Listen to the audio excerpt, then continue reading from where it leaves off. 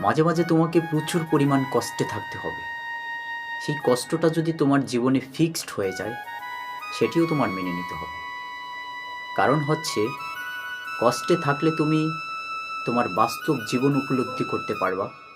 কষ্টে থাকলে তুমি তোমার আশেপাশে যে মানুষগুলো কষ্টে রয়েছে, সেই মানুষগুলোর কষ্ট উপলব্ধি করতে পারবে।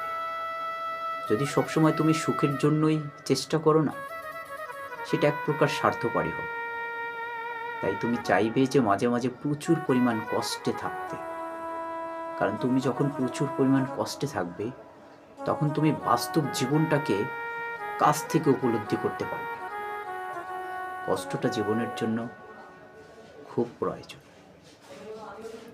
অনেক সুন্দর করে কথা বলতে পারে অনেকে, অনেক সুন্দর সুন্দর উক্তি দিতে পারে, কিন্তু সেই উক্তি কতজনে মানতে পারে সেটি দেখার বিষয়।